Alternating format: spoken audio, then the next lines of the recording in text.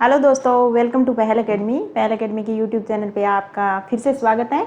आज अपन current affair की class करने वाले हैं। ठीक है, ये देखो अपने कुछ पहल एकेडमी की कोर्सेज चल रही है जिसमें आप फाउंडेशन में एनरोल हो सकते हो। प्रीलिम्स टेस्ट सीरीज चल रही है, फोर्थ पेपर का स्पेशल चल रहा है और बहुत सारे आरए से रिलेटेड जो भी कोर्सेज है, प्रीलिम्स हो चाहे मेंस हो, वो सब कोर्स पहल एकेडमी पे चल रहा है। इसके लिए आपको पहल एकेडमी जो ऐप है वो आप डाउनलोड कर लीजिएगा। और अभी जो शेड्यूल जारी हुआ है उसका आरएस मेंस की टेस्ट सीरीज पहल एकेडमी पे स्टार्ट हो रही है, जिसका पहला टेस्ट है वो आपको 31 जुलाई से स्टार्ट होगा, रविवार को होगा। ठीक है, तो अगर आपको चाहिए तो आप जो टेलीग्राम चैनल है अपना, वहाँ पे जाके शेड्यूल ले सकते हो। ठीक है, तो स्टार्ट करते हैं आज की अपनी करंट की क्लास। पहला सवाल इसमें है, भारत सरकार द्वारा देश के विभिन्न स्थलों को वैश्विक पटल पर लाने और पर्यटकों की मदद के लिए कौन सा पोर्टल शुरू किया गया है। इसमें ये पूछा है कि वैश्विक पटल पर अपना ये देखें कि इंडिया में ऐसे कौन से स्थल हैं जो पर्यटन की दृष्टि से अंतर्राष्ट्रीय स्तर पर बहुत ज़्यादा महत्वपूर्ण है। तो उसके लिए सरकार ने केंद्र सरकार ने डिजिटल पोर्टल लॉन्च किया था। ये अब का नहीं है, पोर्टल लॉन्च पहले था। वो कौन सा पोर्टल है ये पूछा है सवाल में। तो वो उत्सव पोर्टल, अमृत पोर्टल, साथी पोर्टल या स्मृत पोर्टल। तो इसका राइट आंसर क्या है? उत्सव पोर्टल। ठीक है, इस उत्सव पोर्टल पर अगर आप जाओगे तो आपको पता चलेगा कि भारत में जहाँ भी ऐसी कोई स्थल जो घूमने लायक हो वो सब इस पर डिजिटल पोर्टल है एक। इसमें जो भी स्थान दिए गए, चाहे मेले, हर राज्य के उत्सव कोई या त्यौहार जो भी हैं, वो सब इस पोर्टल पर आपको दिखेंगे। तो इसमें वैश्विक स्तर पर अगर देखें तो लोगों ने सबसे ज़्यादा जो पसंद किया है वो राजस्थान राज्य को किया है। तो इस वजह से ये हमारे लिए बहुत ज़रूरी हो जाता है। ठीक है, देखो, राज्य सरकार के पर्यटन विभाग द्वारा प्रभावित डिजिटल पर्यटन गतिविधियों के लिए राजस्थान को देश में इस प्लेटफॉर्म पर पहला स्थान मिला है। भारत सरकार के पर्यटन मंत्रालय द्वारा देश के विभिन्न पर्यटन स्थलों को वैश्विक पटल पर लाने और पर्यटकों की मदद के लिए उत्सव पोर्टल शुरू किया गया है।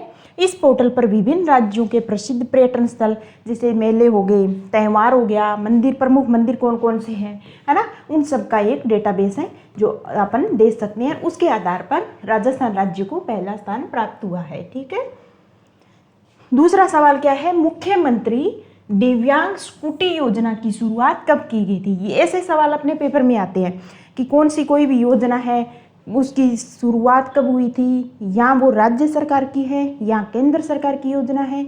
एक तो उसकी लॉन्च कब हुई वो हमको डेट याद रखनी है, हमको सन याद रखना है कि कौन से सन में ये योजना लॉन्च की गई है, और उसका नोडल कोई राज्य सरकार का है तो विभाग याद रखना है, और भारत सरकार का है तो मंत्रालय याद रखना है। ठीक है, इसके अलावा उसके उद्देश्य भी हमको याद रखने हैं। ये सवाल जनरली अपने कोई भी अगर पेपर हो तो उसमें देखने को मिलता है। तो ये है मुख्यमंत्री दिव्यांग स्कूटी योजना। इसकी शुरुआत कब की गई थी ये पूछा है। तो 2019 में, 2020 में, 2021 में या 2022 में। तो इसका राइट आंसर है 2021। ये इस वजह से चर्चा में है कि अभी राज्य सरकार ने जो मुख्यमंत्री दिव्यांग स्कूटी योजना है उसकी कुछ शर्तें हैं उसमें चेंज किया है। तो क्या क्या चेंज किया है वो हम देखते हैं। वर्ष 2021 से शुरू, ये हमने देख लिया। इसके तहत जो भी दिव्यांग हैं उनको पढ़ाई या अन्य कार्यों में सहायता हेतु स्कूटी वितरित की जाती है। ये तो नाम से पता चल गया। इसके तहत राज्य बजट जो 22-23 का था, अभी अपना नवीनतम बजट है, उसके तहत स्कूटी की संख्या थी उसको एक तो बढ़ाया है। पहले मिलती थी दोस्तों 2000 स्कूटी, अब इनकी संख्या कर दी कि लगभग 5000 ऐसे दिव्यांगजन होंगे जिनको ये स्कूटी वितरित की जाएगी। तो याद रखना कितनी स्कूटी की संख्या हो गई 5000। पात्रता नियमों में बदलाव किया गया है। इसके अंतर्गत पहले थी दोस्तों अधिकतम आयु सीमा क्या थी कि जो 29 वर्ष का कोई अगर दिव्यांग होगा उसको ही स्कूटी दी जाएगी, पर अब इसको बढ़ाकर कर दिया गया है 45 वर्ष। ठीक है, तो ये दो चेंजेस राज्य सरकार ने मुख्यमंत्री दिव्यांगजन स्कूटी वितरण योजना उसमें किए हैं। पहला इसमें किया है कि इसमें स्कूटी जो संख्या थी पहले 2000 थी, अब ये बोला कि 5000 लोगों को हम स्कूटी देंगे। दूसरा, इसमें जो आयु सीमा है, अधिकतम आयु सीमा, उसमें बदलाव किया है। इसमें अधिकतम सीमा अब कर दी है 45 वर्ष। ठीक है, हाल ही में किस पशु में लंपी रोग के मामले देखने को मिले हैं। ये चर्चा में रहते हैं अपने, कौन सा रोग अगर पशुओं में हुआ है तो, मनुष्यों में हुआ है तो ये सब ध्यान में रखना होगा, क्योंकि ये जनरल अवेयरनेस है, अपने पेपर में आती रहती है ये चीज़ें। तो लंपी रोग के मामले देखने को मिले हैं तो भैंस वंश में, भेड़ वंश में, या गौ वंश में, या कुक्कुट में, किसमें। तो ये दोस्तों अपना गो वंश है, जो गाय है उनमें अभी लंपी रोग देखने को मिला है। तो राज्य सरकार ने अभी क्या है, राज्य सरकार का जो चिकित्सा विभाग है उसने इस रोग लोगों में अवेयरनेस हो उसकी, इसके लिए एडवाइजरी जारी की है। तो ये आ गया ना न्यूज़ में, तो अपने पेपर में भी आ सकता है। तो राज्य के कुछ जिलों में गोवंश, ये क्या होता है, एक गांठदार त्वचा रोग होता है जिसको बोलते हैं लंपी रोग, इससे संक्रमित हो रहा है। इसके लिए राज्य के पशुपालन विभाग ने एडवाइजरी जारी की है। इससे संबंधित और कोई जानकारी लेनी हो तो इस एडवाइजरी को हम पढ़ सकते हैं। हाल ही में नीति आयोग का नया मुख्य कार्यकारी अधिकारी CEO किसे नियुक्त किया गया है। पहले हमने क्या पढ़ा था दोस्तों, लास्ट स्लाइड जो लास्ट अपना वीडियो था उसमें आप देखना, उसमें नीति आयोग की उपाध्यक्ष हमने देखा था। देखो नीति आयोग के जो अध्यक्ष होते हैं वो होते हैं अपने PM, ठीक है। जो प्रधानमंत्री साहब होते हैं वो होते हैं अपने नीति आयोग के अध्यक्ष। हमेशा याद रखना करो, ये कभी भी सवाल आ सकता है, बहुत ही जनरल सवाल है। तो नीति आयोग के अध्यक्ष कौन होते हैं, प्रधानमंत्री, ठीक है। और जो नीति आयोग का एक होता है अपना उपाध्यक्ष, तो ये उपाध्यक्ष कौन है फिलहाल, ये है सुमन बेरी। और एक होता है अपना इंपॉर्टेंट जो पद होता है वो होता है CEO। अभी CEO अपॉइंट करिए, तो ये CEO अपॉइंट किया गया है, ये फिलहाल कौन है ये देखना है। तो अमिताभ कांत, परमेश्वरन अय्यर, रुचिरा कंबोज, रंजना प्रकाश देसाई। तो इसका राइट आंसर है परमेश्वर अय्यर। तो परमेश्वर अय्यर फिलहाल क्या है, नीति आयोग के मुख्य कार्यकारी अधिकारी या CEO है, ठीक है। केंद्र सरकार ने नीति आयोग का नया मुख्य कार्यकारी अधिकारी परमेश्वर अय्यर को नियुक्त किया है। याद रख लो उनका कार्यकाल 2 वर्ष होगा, ठीक है। 2 वर्ष का कार्यकाल के लिए अपॉइंट होता है। ज्ञात भी है कि नीति आयोग के अध्यक्ष प्रधानमंत्री जी होते हैं, वर्तमान में उपाध्यक्ष है वो सुमन बेरी हैं। क्लियर। बाकी नीति आयोग क्या होता है, उसका क्या स्ट्रक्चर रहता है, संघवाद के अंदर राज्यों के बीच आपस में समन्वय के लिए इसकी स्थापना की गई थी, वो सब हम पीछे की स्लाइड है उसमें पढ़ चुके हैं। तो बार बार एक ही एक चीज़ को पढ़ने का कोई मतलब नहीं है, ठीक है, आप वहाँ देख लेना। वित्त वर्ष 2021-22 के अनुसार भारत का सबसे बड़ा व्यापारिक भागीदार देश निम्न में से कौन है। ये वेरी इंटरेस्टिंग सवाल है, कभी भी आ सकता है, RS में पक्के ऐसे सवाल आते हैं। तो भारत का फिलहाल सबसे बड़ा जो व्यापारिक भागीदार देश है वो 21-22 के वित्त वर्ष के अनुसार कौन है, चीन, सिंगापुर, फ्रांस या अमेरिका। तो इसका राइट आंसर होगा संयुक्त राज्य अमेरिका। फिलहाल भारत का सबसे बड़ा व्यापारिक साझेदार है। पहले कौन था, पहले था चीन, अब चीन को पछाड़कर अमेरिका प्रथम स्थान पर आ गया है। तो देखते हैं वाणिज्य मंत्रालय के आंकड़े आए हैं, उनके अनुसार वित्त वर्ष 21-22 के अनुसार अमेरिका और भारत का द्विपक्षीय व्यापार है वो कितना है, 119.42 अरब डॉलर, ठीक है। और इस संदर्भ में अमेरिका ने चीन को पीछे छोड़कर प्रथम स्थान प्राप्त कर लिया है। तो भारत का सबसे बड़ा व्यापारिक भागीदार देश आज की डेट में कौन है, संयुक्त राज्य अमेरिका, और दूसरा स्थान चीन का, ठीक है। विश्व निवेश रिपोर्ट, एक मिनट, ठीक है। विश्व निवेश रिपोर्ट जिसको इंग्लिश में बोलते हैं वर्ल्ड इन्वेस्टमेंट रिपोर्ट, निम्न में किसके द्वारा जारी की जाती है। तो वर्ल्ड इकोनॉमिक फोरम WEF, या अंकटाड, या विश्व व्यापार संगठन जिसको बोलते हैं हम इंग्लिश में WTO वर्ल्ड ट्रेड ऑर्गेनाइजेशन, या IMF अंतर्राष्ट्रीय मुद्रा कोष। तो जो विश्व निवेश रिपोर्ट है ना, वर्ल्ड इन्वेस्टमेंट रिपोर्ट, वो आज की डेट में याद कर लो आप, अंकटाड के द्वारा जारी की जाती है, ठीक है। अंकटाड विश्व निवेश रिपोर्ट जारी करता है जिसमें ये पता चलता है कि कौन सा ऐसा देश है जो सबसे ज़्यादा निवेश प्राप्त कर रहा है। तो ये इस रिपोर्ट में ये बोला गया है कि व्यापार और विकास पर संयुक्त राष्ट्र सम्मेलन अंकटाड द्वारा अपनी नवीनतम रिपोर्ट जारी की है। प्रत्यक्ष विदेशी निवेश FDI कितना आया है कि शीर्ष प्राप्तकर्ताओं में भारत वर्ष 2021 में एक स्थान की छलांग लगाकर 7वें स्थान पर पहुंच गया है। अगर इस टोटल रिपोर्ट की बात करें जो 2022 की आई है उसमें पिछले साल का डाटा देखा जाता है कि कौन सा देश है जो सबसे ज़्यादा FDI के थ्रू अपना निवेश प्राप्त कर रहा है। तो उसमें अगर देखिए तो भारत एक स्थान ऊपर जाके 7वें स्थान पर आ गया है। इस रिपोर्ट में भारत ने की है, भारत का स्थान है 7वां। पर हाँ, भारत में निवेश पिछले वित्त वर्ष की तुलना में कम हुआ है। भारत की रैंक में उछाल के बावजूद देश में जो प्रत्यक्ष विदेशी निवेश का प्रवाह वर्ष 2021 से घटकर 45 बिलियन अमेरिकी डॉलर हो गया है, जो 20 में था दोस्तों 64 बिलियन अमेरिकी डॉलर। तो अपना निवेश तो घटा है 2020 की तुलना में। 2021 में देखें तो जो टोटल निवेश है अपना वो कम हुआ है। पर जो अंकटाड की रिपोर्ट आई है, विश्व निवेश रिपोर्ट, उसमें भारत का स्थान आपको पूछ ले तो वो कौन सा है? 7वां। अंतर्राष्ट्रीय टेनिस हॉल ऑफ फेम और अंतर्राष्ट्रीय टेनिस संघ द्वारा किसे वर्ष 2021 के गोल्डन अचीवमेंट पुरस्कार से सम्मानित किया गया है? ये पूछ ले तो कौन सा है? विजय अमृतराज, हर्षद सर, निखिल कुमार, अमित दवे। तो याद रखना, अपना अंतर्राष्ट्रीय टेनिस हॉल ऑफ फेम और अंतर्राष्ट्रीय टेनिस संघ द्वारा 2021 के लिए विजय अमृतराज हैं, इनको सम्मानित किया गया है।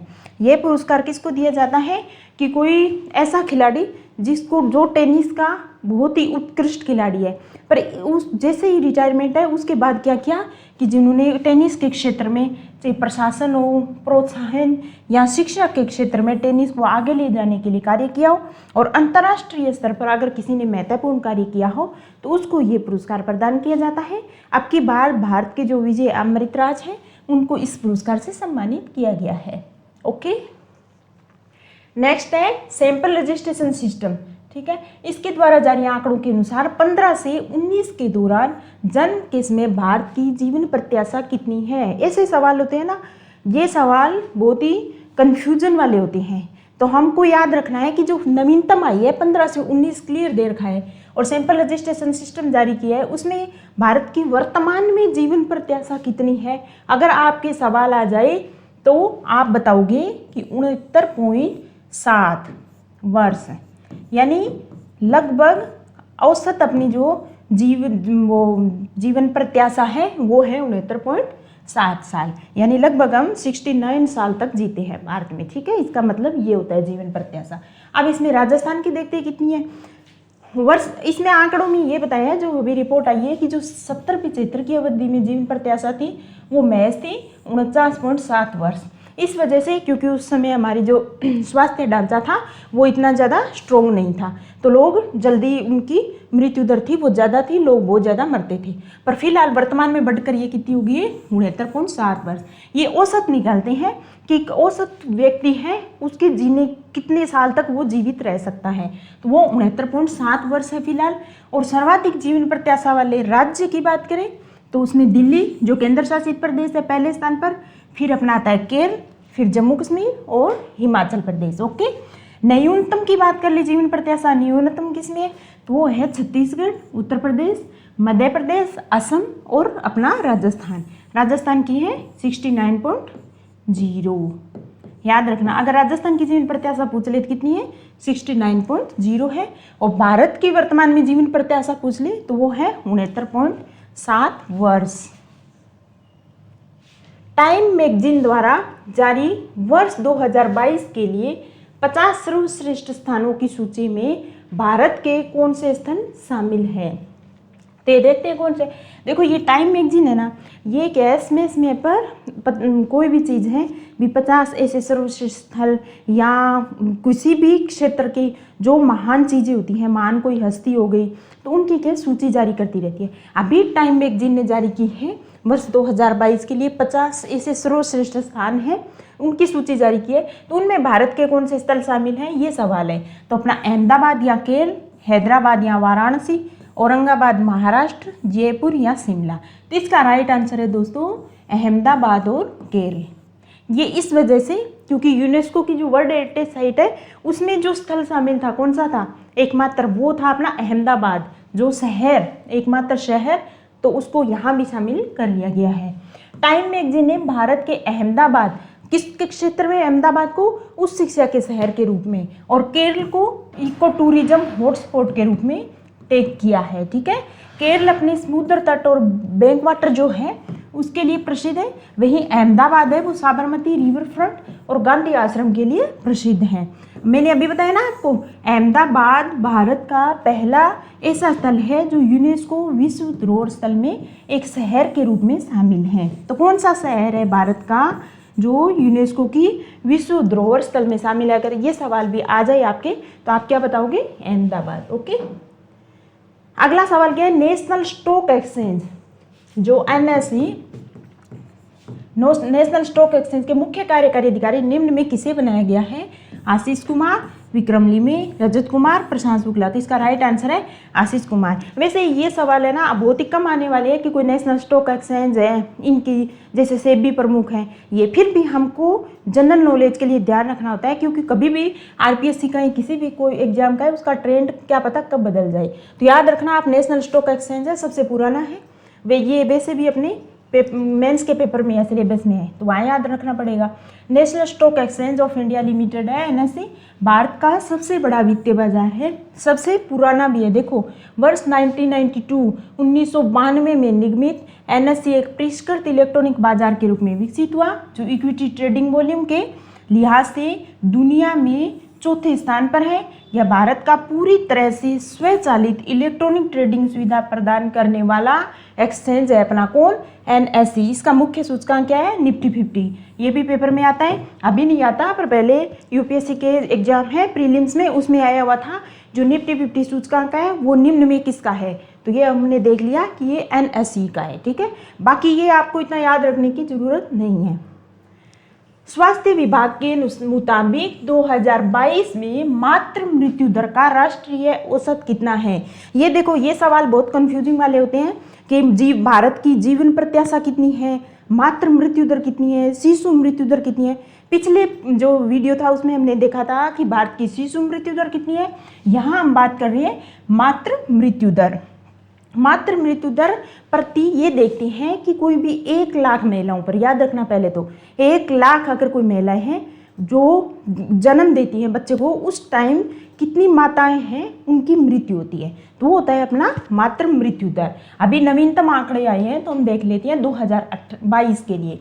तो 2028 200, 162 या 103। तो इसका राइट आंसर है दोस्तों 103। याद रखना आज की डेट में भारत की मातृ मृत्यु दर है वो है 103। मातृ मृत्यु दर प्रति 1 लाख की जनसंख्या पर होने वाली, 1 लाख की जनसंख्या पर नहीं, 1 लाख की जनसंख्या पर होने वाली माताओं की मृत्यु, यानी जब कोई भी बच्चे को जन्म देती है महिला तो उन महिलाओं की 1 लाख पर ये आंकड़ा देखते हैं कि कितनी मृत्यु हुई है। इसको बोलते हैं MMR। वर्तमान में भारत की है दोस्तों 103 और राजस्थान की MMR याद रखना ये भी आंकड़ा आता है 164, जबकि बहुत ज़्यादा है भारत की। संयुक्त राष्ट्र संघ ने 2030 तक क्या एजेंडा रखा था? ये एजेंडा रखा है कि प्रति लाख आबादी पर 70 मातृ मृत्यु दर का लक्ष्य रखा है। अभी इस तक आने में बहुत टाइम लगेगा भारत को, क्योंकि भारत का अभी कितना है 103 और राजस्थान का याद रखना 164। हाल ही में नौसेना ने कौन सी किलो क्लास पनडुब्बी को सेवा से मुक्त कर दिया? ये बहुत ही आपके पेपर में डेली आता है, आप देखा करो। तो INS सिंधुध्वज, INS Sindhuvir, INS Shishumar, INS Arihant. तो इसका राइट आंसर है INS सिंधुध्वज। INS सिंधुध्वज है वो किलो क्लास की पनडुब्बी है जो फिलहाल जिसे क्या है सेवा से मुक्त कर दिया गया है। अब है क्या ये देखते हैं। हाल ही में भारतीय नौसेना में 35 साल तक रहने के बाद INS सिंधुवीर को विशाखापट्टनम से सेवा मुक्त कर दिया गया। वर्तमान में नौसेना के साथ 15 पारंपरिक पनडुब्बी हैं। फिलहाल कितनी है? 15। यह 10 किलो क्लास पनडुब्बी में से एक थी जो 1987 में रूस से खरीदा गया था। प्रोजेक्ट 75 है, एक है, इसके तहत स्वदेशी पनडुब्बियों का निर्माण किया जा रहा है। तो स्वदेशी पनडुब्बियों का निर्माण कौन से प्रोजेक्ट के तहत किया जा रहा है? तो वो है अपना प्रोजेक्ट 75-1। ओके, ये सिंधु ध्वज है। ओके, यहाँ मैंने भूल से गलत लिख दिया है, सिंधुवीर, सिंधुवीर नहीं है, ये सिंधु ध्वज है। ओके, याद रखना इसको आप।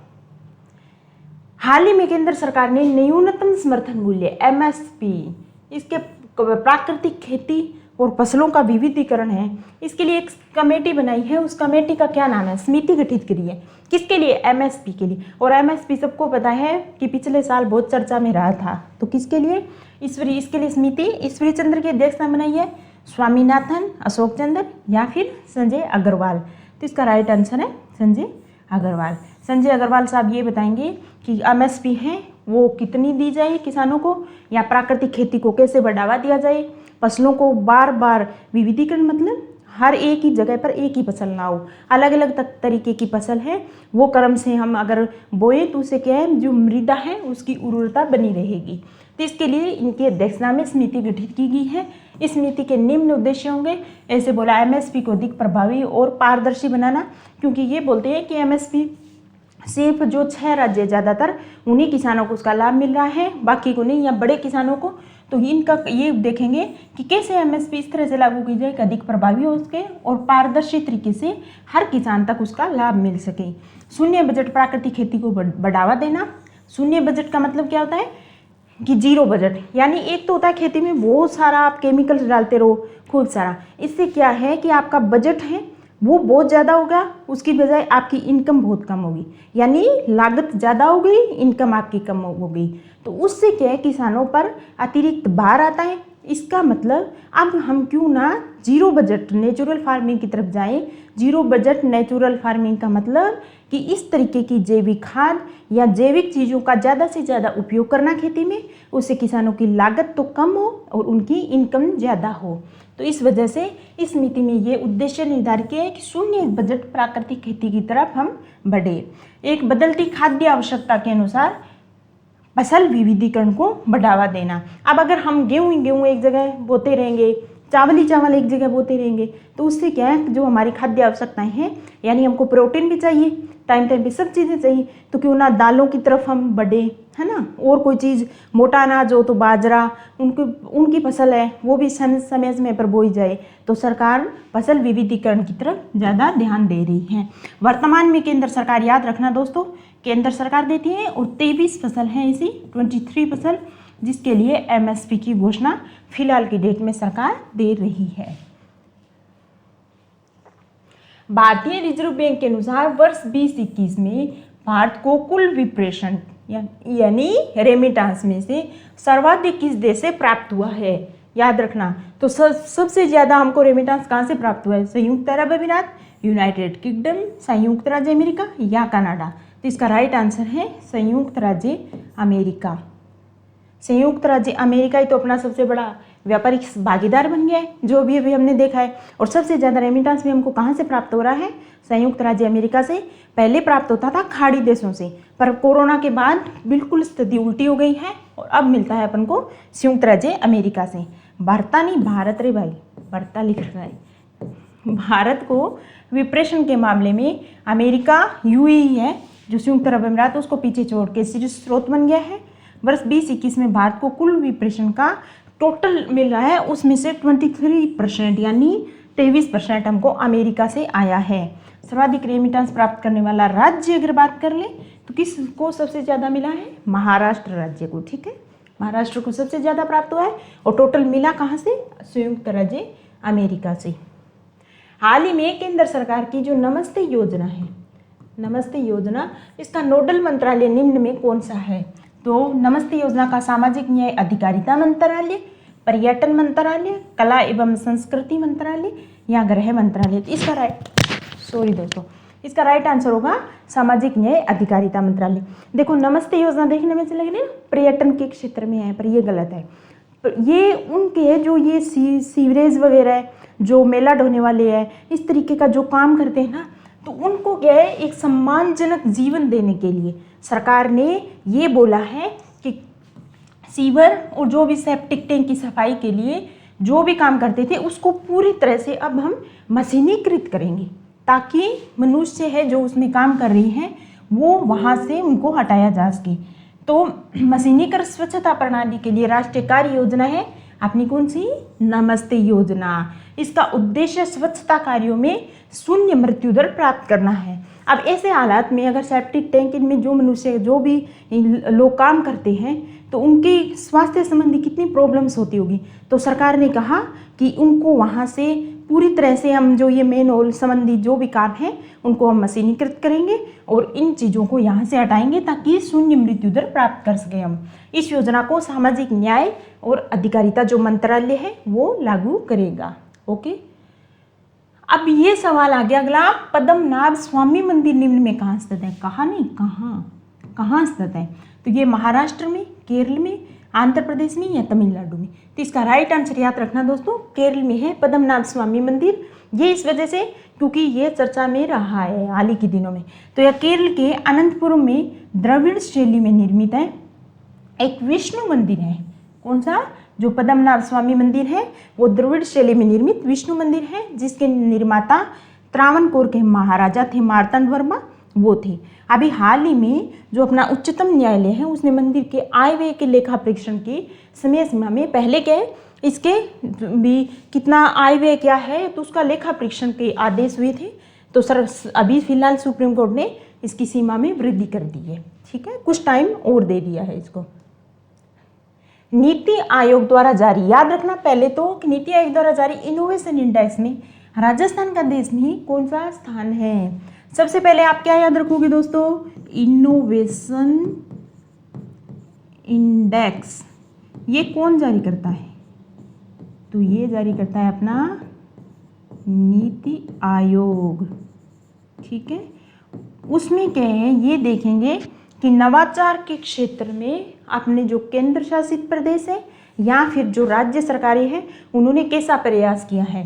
तो अब देखिए राजस्थान का देश में कौन सा स्थान है, ये देखें तो अपना स्थान है भैया 12वां। राजस्थान राज्य का जो नीति आयोग द्वारा जारी इनोवेशन इंडेक्स है उसमें स्थान कितना है? 12वां। याद रखना ये बात। भारत नवाचार सूचकांक को नीति आयोग द्वारा जारी किया जाता है। इसे वैश्विक जो नवाचार सूचकांक है उसके आधार पर तैयार किया जाता है। यह अभी इसका 3रा संस्करण है जो नीति आयोग ने जारी किया है। इसमें टोटल देखें तो 66 संकेतक है, इसके आधार पर इसे तैयार किया गया है। यह सूचकांक भारत में राज्य और केंद्र शासित प्रदेशों के नवाचार जो प्रदर्शन है उसका मूल्यांकन करता है। इस सूचकांक में याद रखना अपना तो 12वां स्थान है पर पहला तो कोई होगा ना, तो वो पहला कौन सा राज्य है? कर्नाटक। दूसरा है दोस्तों तेलंगाना। तीसरा है अपना हरियाणा, है ना। याद रखना कर्नाटक, क्या पता ये मैंने सवाल बनाया है कि राजस्थान का कौन सा स्थान है? 12वां। आपके पेपर में आ जाए कि नीति आयोग द्वारा जारी इनोवेशन इंडेक्स है उसमें प्रथम स्थान प्राप्त करता राज्य कौन सा है? तो वो अपना है कर्नाटक। ओके, नेक्स्ट सवाल देखते हैं। हाल ही में राज्य सरकार ने कहाँ नहीं भैया, कहाँ पैरा खेल अकादमी की स्थापना के लिए 14 करोड़ की राशि मंजूर की है। पैरा खेल अकादमी है ताकि पैरा खेलों में राजस्थान का अगर देखें पैरा ओलंपिक में तो बहुत ही उत्कृष्ट प्रदर्शन रहा था, तो सरकार का अब इसकी तरफ भी ध्यान गया है। इस वजह से पैरा खेल अकादमी है उसकी घोषणा सरकार ने की है। तो अब घोषणा की थी, अब इस पैरा खेल अकादमी के लिए 14 करोड़ रुपए की राशि भी स्वीकृत की है। पर यह स्थापित कहाँ होगी ये देखना है हमको। तो जयपुर में या जोधपुर में, बीकानेर में या उदयपुर में? तो इसका राइट आंसर होगा आपका जोधपुर। याद रखना, ठीक है। पैरा खेल अकादमी है वो जोधपुर में अभी स्थापित करने की घोषणा की है। 14 करोड़ रुपए की राशि है वो भी उसके लिए स्वीकृत की है। ओके दोस्तों, 18वीं राष्ट्रीय स्काउट जम्बूरी, ठीक है, इसका आयोजन राजस्थान के किस जिले में किया जाएगा? 18वीं होगी राष्ट्रीय स्काउट जम्बूरी होगी, उसका आयोजन किया जाएगा। नंबर 1 तो कहाँ किया जाएगा? राजस्थान में किया जाएगा। अब राजस्थान में भी कौन सा ऐसा जिला है जहाँ ये जो जम्बूरी है इसका आयोजन किया जाएगा? तो वो होगा अपना पाली जिला। याद रखना, पाली जिला बहुत सालों के बाद है जो राष्ट्रीय स्काउट ये जम्बूरी है इसका आयोजन अपने राजस्थान में किया जाएगा। कब होगा ये देखते हैं। राष्ट्रीय जम्बूरी 4 से 10 जनवरी 2023 को पाली जिले के रोहट में आयोजित की जाएगी। आप तो भैया पाली जिला याद रखना, पाली जिले के साथ साथ रोहट भी याद रखना, क्योंकि कई बार क्या है पेपर में आपको पाली नहीं मिलेगा, मे भी आपको पाली भी मिले और दूसरा आपका ऑप्शन हो वो रोहट में मिले। तो पाली जिले के रोहट में आयोजित की जाएगी। राजस्थान को 66 साल बाद पुनः राष्ट्रीय जम्बूरी की मेजबानी मिली है। जम्बूरी में कौन होते हैं? 1500 के लगभग तो विदेशी सहभागी होंगे। इसके अलावा 35,000 अपने स्काउट्स और जो गाइड होंगे वो इसमें भाग लेंगे। ओके, यही है अगला सवाल। हाल ही में भारत का कौन सा बंदरगाह है जो 100% लैंडलॉर्ड बंदरगाह बन गया है? ठीक है, तो भारत का 100% लैंडलॉर्ड बंदरगाह बनने वाला, इसका मतलब ये होता है लैंडलॉर्ड का कि कुछ काम होता है वो सार्वजनिक क्षेत्र में होगा और कुछ जो संचालन से संबंधित होगा वो निजी क्षेत्र देखेगा। तो वो जो 100% लैंडलॉर्ड बंदरगाह बना है कौन सा भैया? जवाहरलाल नेहरू बंदरगाह नवी मुंबई में है, जो मुंबई। ओके, और कोची बंदरगाह पारादीप उड़ीसा का है जो न्यू मंगलोर है। तो कौन सा अपना? तो ये ए होगा अपना जवाहरलाल नेहरू बंदरगाह है, वो 100% लैंडलॉर्ड बंदरगाह है, वो बन गया है। अब क्या होता है इसका पूरा मतलब देखते हैं। कहाँ है? सबसे पहले याद रखना दोस्तों, जवाहरलाल नेहरू बंदरगाह वो नवी मुंबई में स्थित है।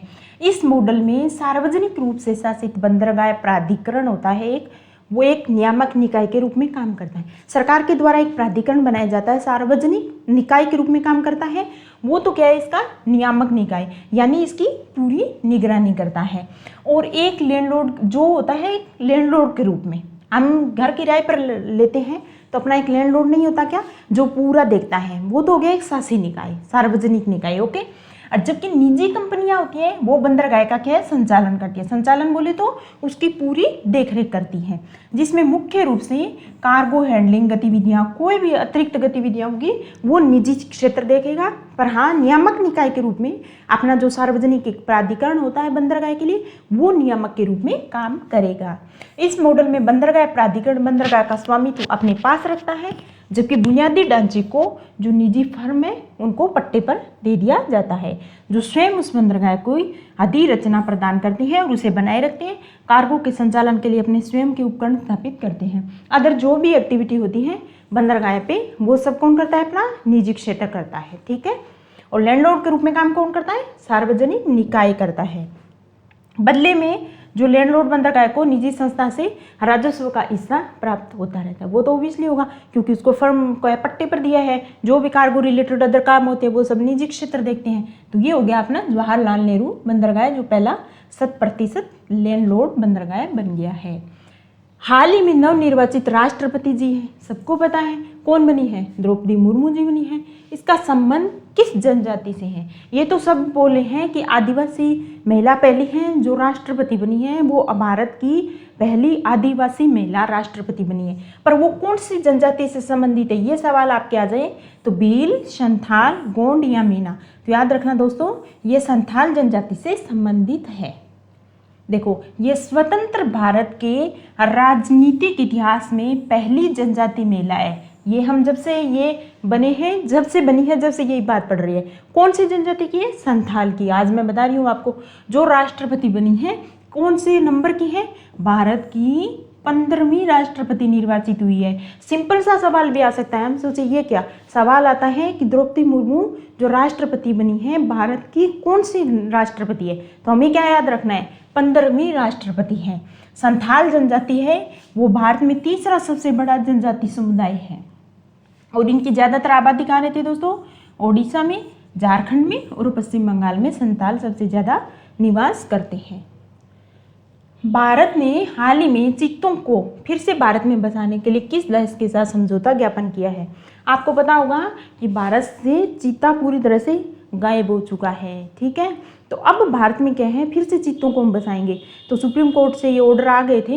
इसके बाद क्या हुआ कि भारत सरकार ने अभी किस देश के साथ ये समझौता किया है कि वहाँ से हम जो चीता है उसको लाके भारत में बसाया जा सके। तो ये किया है ऑस्ट्रेलिया के साथ, ईरान, नामीबिया या बोत्सवाना। तो इसका राइट आंसर होगा दोस्तों नामीबिया। नामीबिया सरकार के साथ अभी भारत सरकार ने एमओयू पे साइन किए, जो चीते भारत में आएंगे। और भारत में भी स्पेशली जो मध्य प्रदेश का कुन्नू उद्यान है, जो राष्ट्रीय उद्यान, वहाँ हम क्या है चीतों को बचाना स्टार्ट करेंगे। देखते हैं आगे इसकी और जानकारी।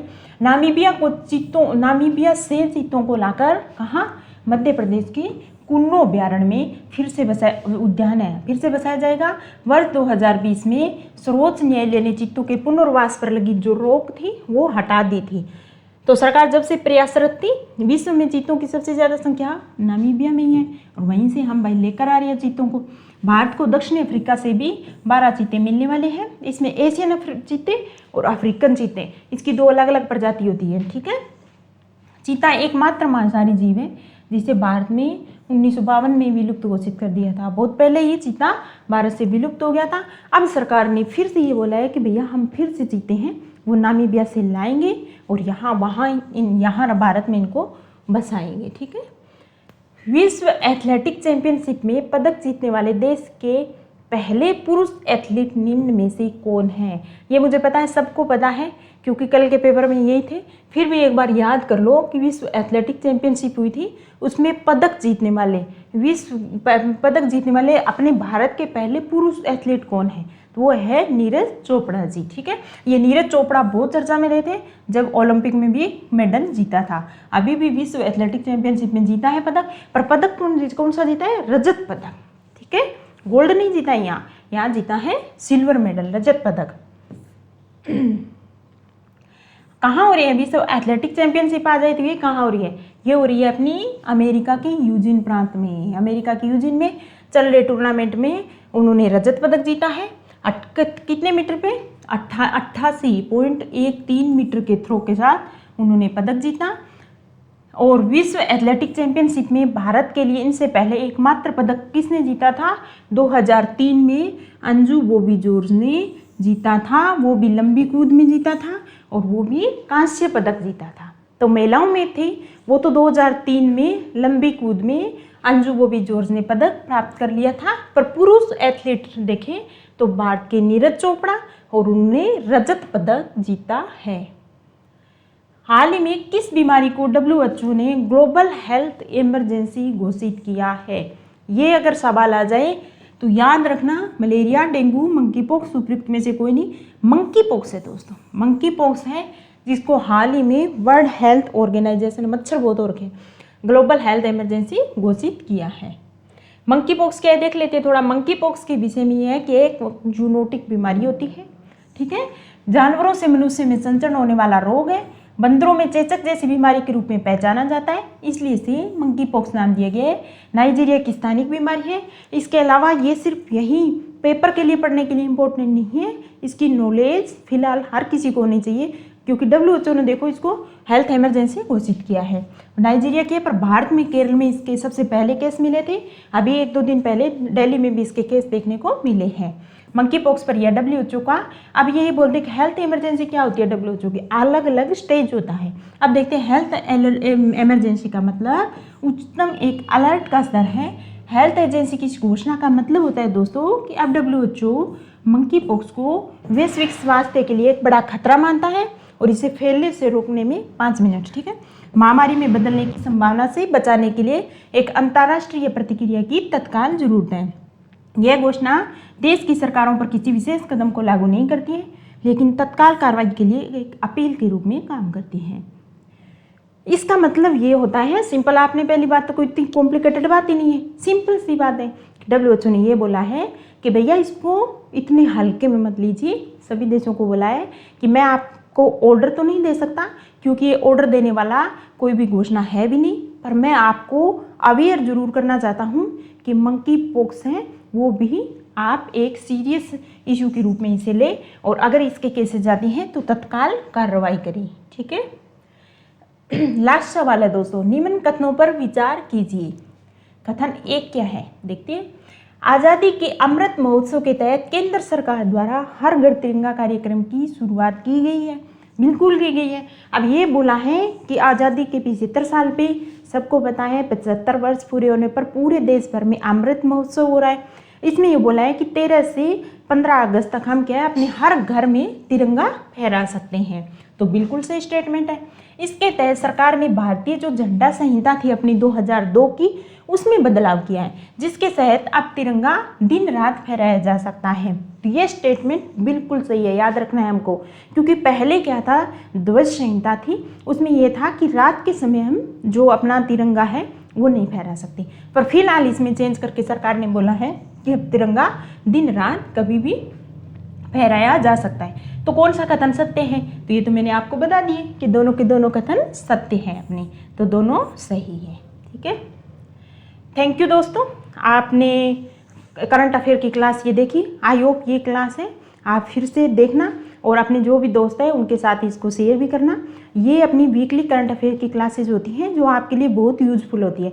आपको कुछ भी हेडेक लेने की, टेंशन लेने की ज़रूरत नहीं है, क्योंकि 7 दिन में, चाहे वो आपके राज्य स्तर पे या राष्ट्रीय स्तर पे, अंतर्राष्ट्रीय स्तर पे, ऐसा कोई घटनाक्रम जो आपके एग्ज़ाम के लिए इम्पोर्टेंट हो, वो सब हम इस क्लास में कवर कर लेते हैं। ठीक है, थैंक यू सो मच दोस्तों, अगले वीक में फिर मिलते हैं एक नई क्लास के साथ।